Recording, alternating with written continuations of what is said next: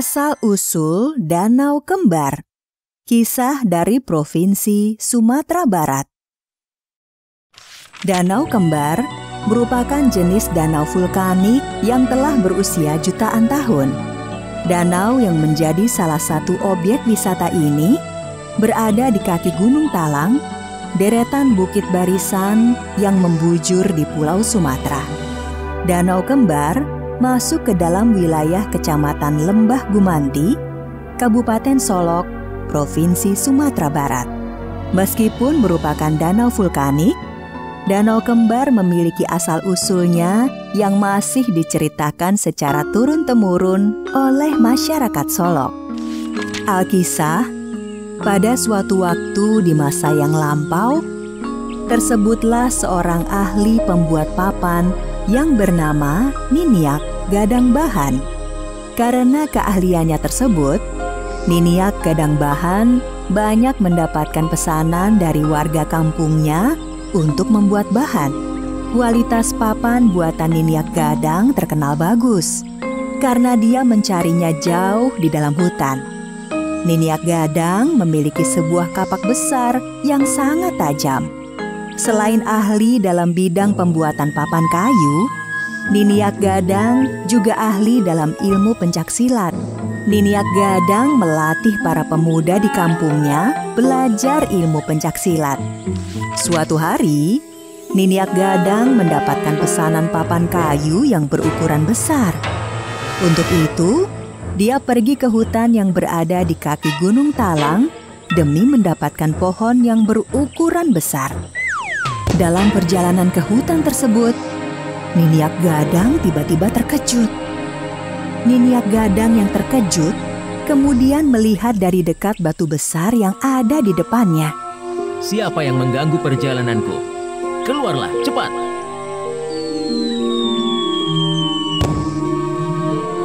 Jangan jadi pengecut. Tunjukkanlah dirimu sekarang.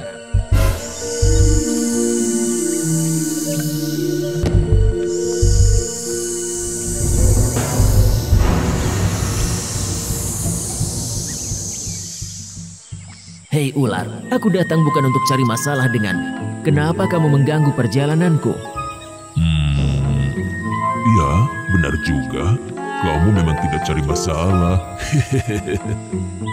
Kalau begitu, kenapa kamu mengganggu perjalananku? Masalahnya adalah...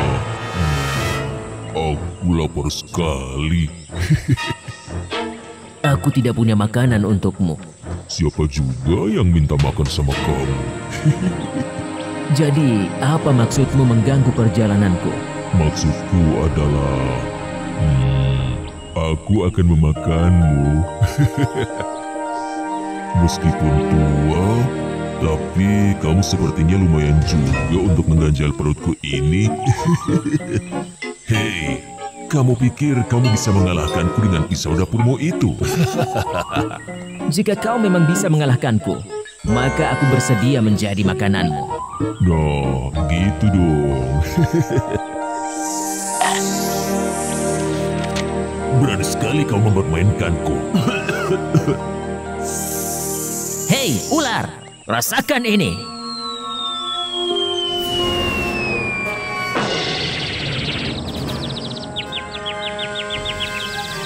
Ular naga itu sangat marah telah dipermainkan oleh Niniak Gadang.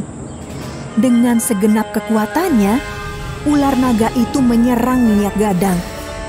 Niniak Gadang tidak tinggal diam. Dengan jurus-jurus silat dan kapaknya yang tajam, dia juga menyerang ular naga raksasa itu. Pertarungan Niniak Gadang melawan ular naga raksasa itu berlangsung dengan sengit hingga beberapa lamanya. Pohon-pohon di sekitar mereka bertumbangan dan terlempar ke sana kemari akibat pertarungan tersebut. Dan akhirnya, ular naga raksasa itu jatuh dan tidak bisa bangun lagi. Niniak Gadang mengangkat tubuh ular naga raksasa itu dan melemparkan jauh ke sebuah lembah di kaki Gunung Talang. Dari jauh, Niniak Gadang melihat ular naga itu jatuh dengan tubuhnya yang melingkar. Merasa ada yang aneh, Niniak Gadang Bahan pun mendekati ular naga yang jatuh itu. Dia melihat darah terus mengalir dari tubuh naga tersebut hingga menggenang di sekitarnya. Darah yang mengalir dari tubuh naga itu membentuk 2 genangan besar. Lama-kelamaan, 2 genangan itu membentuk sebuah danau. Sejak saat itu, 2 danau yang saling berdekatan itu dikenal dengan nama Danau Kembar. Sedangkan lembah tempat danau kembar itu disebut dengan nama Lembah Gumanti, yang berasal dari istilah Lembah Nago Nan Mati. Asal-usul Danau Maninjau. Cerita dari Sumatera Barat. Danau Maninjau merupakan salah satu danau vulkanik yang terletak di Kabupaten Agam, Provinsi Sumatera Barat. Danau vulkanik adalah danau yang terbentuk dari adanya aktivitas gunung berapi. Biasanya, danau vulkanik terjadi akibat letusan gunung berapi yang sangat besar. Sebagaimana halnya danau-danau lainnya di Nusantara, Danau Maninjau juga memiliki kisah asal-usulnya. Pada zaman dahulu kala, hiduplah 10 bersaudara di sebuah kampung yang terletak di kaki Gunung Sitinjau. 10 bersaudara itu terdiri dari 9 orang laki-laki dan adik bungsu mereka seorang perempuan. Anak pertama bernama Kukuban dan adik bungsu mereka bernama Sani. Tidak jauh dari rumah mereka tinggal, hiduplah seorang kaya raya bernama Datuk Limbatang. Datuk Limbatang memiliki seorang anak laki-laki bernama Giran. Datuk Limbatang adalah seorang yang sangat baik hati dan pemurah. Dia sering membantu kebutuhan dari 10 bersaudara yang yatim piatu tersebut. Di kampung tersebut, setiap kali selepas panen, ada tradisi pertandingan silat yang diikuti oleh para pemuda. Pertandingan silat itu bersifat persahabatan, sehingga tidak boleh ada dendam sesudahnya bagi pihak yang kalah. Begitu halnya Kukuban dan Giran, mereka pun turut serta dalam pertandingan silat. Hari itu, setelah diundi, Kukuban ternyata harus menghadapi Giran. Kukuban rupanya bertanding dengan penuh semangat, sehingga Giran kewalahan dibuatnya. Bahkan Giran semakin terdesak, hingga sebuah tendangan Kukuban mengarah ke wajah Giran. Aduh, kakiku sakit sekali. Udah, maafkan aku. Aku sungguh tidak bermaksud melukai kaki Uda. Kakiku sakit sekali, sepertinya patah. Kukuban pun akhirnya pulang dengan dipapah oleh seorang warga kampung. Meskipun membuat lawannya terluka parah, tapi para penonton memahami bahwa Giran hanya membela dirinya dan tidak bermaksud melukai musuhnya dengan sengaja. Keesokan harinya, Giran menemui Sani untuk menanyakan keadaan Kukuban. Sani, bagaimana keadaan kakakmu? Kakinya mengalami patah tulang, sehingga kalau berjalan harus ditopang dengan tongkat kayu. Aku benar-benar tidak sengaja, Sani. Iya, Uda. Semua orang juga melihat kalau Uda tidak sengaja. Sani, begini. Kita sudah menjalin hubungan cukup lama. Daripada menjadi fitnah di kampung ini, lebih baik kita segera menikah. Bagaimana? Aku setuju saja, Uda. Baiklah, besok aku akan mengajak ayahanda menemui kakakmu. Ternyata, tanpa sepengetahuan orang-orang, Giran dan Sani sudah lama menjalin hubungan. Datuk Limbatang sangat tenang dan merestui rencana Giran menikahi Sani. Selama ini, Datuk Limbatang melihat Sani sebagai gadis yang berbudi baik. Keesokan harinya, Datuk Limbatang menemui Kukuban di rumahnya. Selamat datang, Datuk. Terima kasih sudah berkenan datang ke gubuk kami ini. Kukuban, bagaimana keadaanmu? Ya, beginilah, Datuk. Saya masih bisa berjalan, tapi harus dengan bantuan tongkat. Semoga saja luka di kakimu cepat sembuh dan kamu bisa bekerja seperti biasanya. Terima kasih banyak, Datuk. Kukuban, kedatanganku ke sini selain melihat keadaanmu juga untuk mewakili anakku, Giran.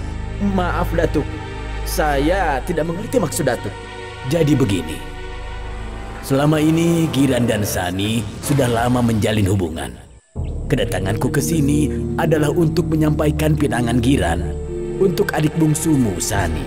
Kukuban terkejut mendengar apa yang baru saja disampaikan oleh Datuk Limbatang. Bagaimanapun, di dalam hati, Kukuban merasa dendam karena telah kalah pertandingan silat di kampung. Maafkan saya, Datuk. Tapi Giran telah mempermalukan saya di depan warga kampung sini. Selain itu, Giran telah membuat kaki saya patah. Kukuban, semua warga melihat kalau engkau menyerang Giran dengan membabi buta. Giran tidak sengaja mematahkan kakimu. Dia hanya mencoba menyelamatkan dirinya. Semua warga kampung melihatnya. Kukuban dan Datuk Limbatang berdebat tentang masalah pertandingan silat itu. Kukuban pun tidak menyetujui pernikahan adiknya dengan Giran. Dengan perasaan kecewa, Datuk Limbatang pulang ke rumahnya. Keesokan harinya, Giran yang kecewa mendengar berita dari ayahnya, mengajak Sani bertemu di pinggir sebuah sungai. Sani, kakakmu sepertinya benci sekali kepadaku. Padahal sudah jelas aku tidak sengaja mematahkan kakinya. Entahlah udah, sepertinya udah Kukuban sangat pendendam. Tiba-tiba saja, Giran melihat kaki Sani berdarah. Sani, kenapa kakimu berdarah? Iya udah, tadi dalam perjalanan ke sini, kakiku tersangkut tanaman berduri. Sini, biar aku obati. Ternyata, beberapa warga kampung telah mengikuti dan mengawasi Giran dan Sani dari jauh. Kukuban sengaja meminta warga kampung mengawasi Sani dan Giran. Ketika Giran sedang mengobati kaki Sani, para warga desa itu segera keluar dan menangkap mereka. Giran dan Sani dibawa oleh warga ke tengah kampung. Giran dan Sani pun diadili oleh warga kampung karena dianggap telah melakukan perbuatan yang memalukan serta melanggar etika. Meskipun sudah berusaha menjelaskan apa yang sebenarnya terjadi, tetapi warga kampung tetap tidak mempercayai Giran dan Sani. Para warga pun membawa Giran dan Sani ke tepian kawah Gunung Tinjau. Sesampainya di tepian kawah Gunung Tinjau, para warga bersiap melemparkan Giran dan Sani ke dalam kawah yang mengeluarkan asap putih tersebut. Sesaat sebelum warga kampung melemparkan mereka berdua, Giran tiba-tiba saja berdoa dengan suara yang keras. Ya Tuhan, jika kami tidak bersalah, maka letuskanlah Gunung Tinjau ini sebagai pelajaran bagi mereka. Para warga yang mendengar doa Giran pun menjadi cemas, terutama Kukuban. Setelah mengucapkan doa tersebut, Giran dan Sani melompat ke dalam kawah. Para warga kampung berdiri di tepian dan melihat ke dalam kawah. Tiba-tiba saja terjadi gempa dan puncak Gunung Tinjau mengeluarkan asap hitam serta semburan lahar. Doa Giran terkabul. Gunung Tinjau telah mengeluarkan laharnya. Gunung Tinjau meletus dengan hebatnya. Awan hitam membumbung tinggi dan semburan lahar menerjang kemana-mana. Asap hitam dan lahar yang menyala-nyala itu perlahan-lahan menghilang. Letusan Gunung Tinjau sangat dahsyat sehingga menghasilkan lubang yang sangat besar. Anehnya, lubang bekas letusan Gunung Tinjau mengeluarkan air yang jernih. Bekas letusan Gunung Tinjau ternyata menghasilkan sebuah danau yang airnya sangat jernih. Sejak saat itu, danau tersebut dikenal dengan nama Danau Maninjau.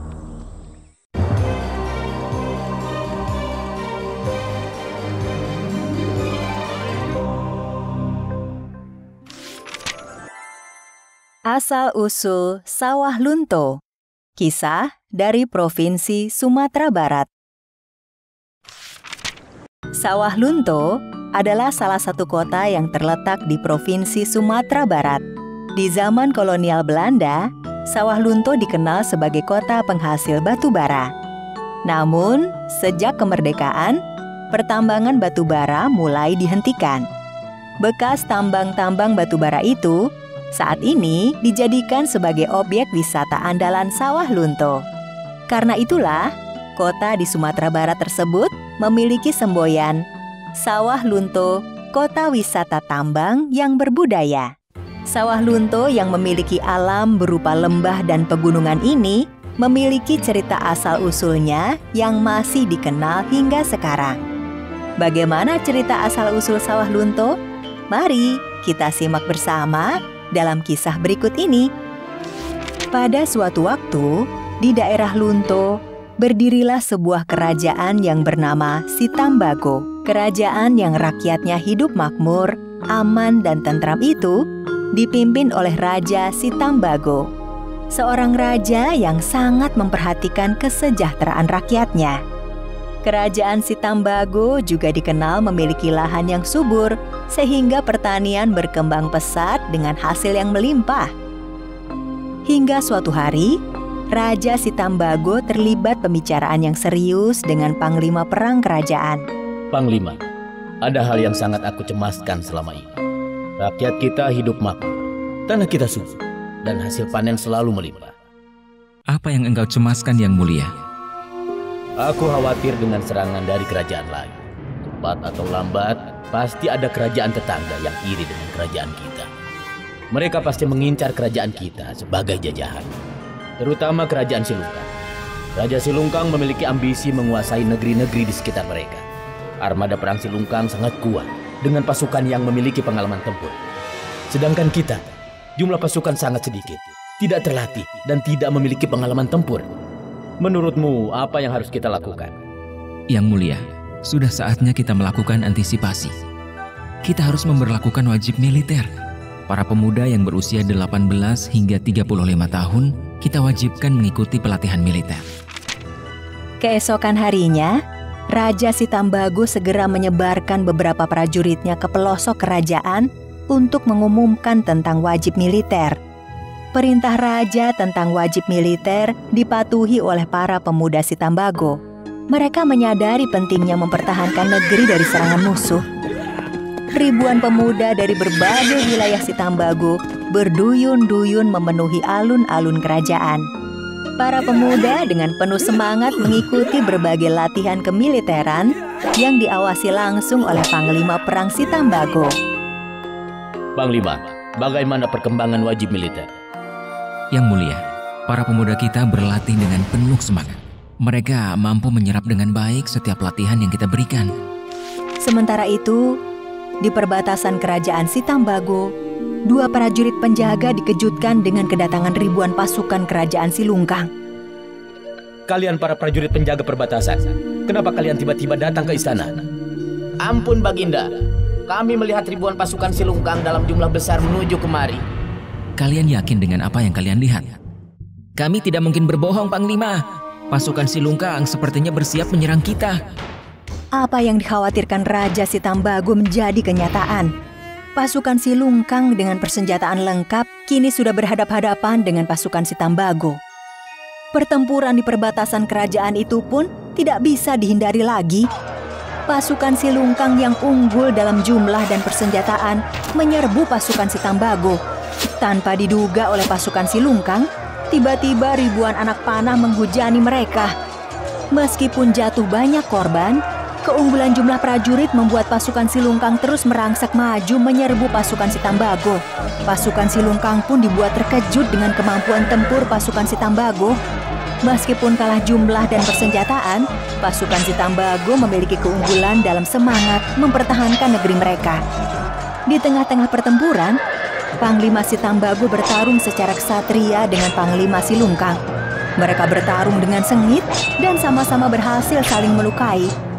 Pertarungan 2 panglima kerajaan yang berlangsung sengit itu pun berakhir dengan mengenaskan. Keduanya sama-sama tewas setelah terluka sangat parah. Prajurit, kenapa Panglima Perang belum menghadap? Ampun Baginda, Panglima Perang gugur setelah bertarung dengan Panglima Silungkang. Namun Panglima Silungkang juga tewas dalam pertarungan tersebut. Sementara itu, di perkemahan pasukan Silungkang, Dasar bodoh. Bagaimana kalian bisa kewalahan menghadapi pasukan Sitambago yang jumlahnya tidak seberapa itu? Mereka itu hanya sekumpulan manusia yang tidak memiliki pengalaman tempur. Ditambah lagi Panglima Perang tewas. Sungguh aku sangat malu. Bagaimana Panglima Perang Kerajaan Silungkang yang masyhur bisa tewas dalam pertempuran menghadapi kerajaan kecil seperti Sitambago? Besok aku akan memimpin penyerangan secara langsung. Akan aku bumi hanguskan kerajaan Sitambago. Keesokan harinya, pertempuran yang lebih dahsyat pun pecah. Kedua pasukan dipimpin langsung oleh raja mereka. Raja Sitambago pun turun langsung ke medan pertempuran. Bertempurlah dengan gagah berani. Ingat, jangan sampai anak cucu kalian menjadi bangsa jajahan. Begitu pula dengan Raja Silungkang. Dengan ambisi memiliki banyak tanah jajahan, Raja Silungkang mengerahkan semua pasukannya menyerbu Sitambago. Hancurkan mereka semua. Jangan kasih ampun. Ratakan kerajaan mereka dengan tanah. Pasukan Sitambago terdesak hingga ke alun-alun kerajaan. Namun mereka tidak patah semangat. Meskipun kalah jumlah, pasukan Sitambago dengan semangat mempertahankan negara berhasil membuat sebagian besar pasukan Silungkang tewas. Pasukan Sitambago menyadari sudah terdesak hingga ke gerbang istana. Tidak ada pilihan lain. Mereka harus bertempur mati-matian. Sedikit lagi, pasukan musuh sudah bisa mencapai jantung kerajaan. Sedangkan bagi Raja Silungkang, dia tidak peduli dengan ribuan prajuritnya yang tewas. Baginya, mencari kebesaran dengan cara menjajah kerajaan lain lebih penting daripada nyawa prajuritnya. Kedua raja yang memimpin pasukannya pun bertemu di tengah-tengah pertempuran. Mari kita selesaikan pertempuran ini dengan pertarungan secara kesatria dua orang raja. Apa kamu tidak merasa sedih dengan tewasnya ribuan prajuritmu? Aku juga sudah tidak sabar ingin membunuhmu. Setelah itu, seluruh rakyatmu akan kujadikan budak. Dan terjadilah pertarungan dua orang raja. Raja Sitambago bertarung demi keselamatan rakyatnya. Sedangkan Raja Silungkang bertarung demi ambisi menjajahnya. Pertarungan terjadi dengan sangat sengit dan sulit diketahui siapa pemenangnya. Tubuh dua orang raja itu pun penuh dengan luka-luka. Akhir dari pertarungan dua orang raja itu tidak berbeda dengan pertarungan dua panglimanya. Baik Raja Sitambago maupun Raja Silungkang tewas. Tubuh mereka yang sudah penuh dengan luka jatuh dari kuda. Pertempuran dua pasukan itu pun berhenti seiring kematian raja mereka. Pasukan Silungkang yang menderita kehilangan sebagian besar prajuritnya memilih mundur dan kembali ke negeri mereka. Tinggallah negeri Sitambago yang porak-poranda akibat perang. Rakyat Sitambago mencoba membangun kembali negeri mereka yang hancur. Bencana kelaparan pun datang akibat perang. Mereka membuka kembali lahan pertanian yang terbengkalai akibat perang. Kali ini, mereka membuka lahan pertanian lebih banyak daripada sebelumnya untuk mengatasi bencana kelaparan.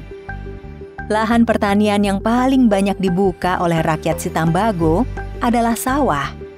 Ribuan hektar sawah dibuka dan menghasilkan banyak padi untuk rakyat. Sejak itulah, negeri yang berada di wilayah Lunto itu dikenal dengan nama Sawah Lunto.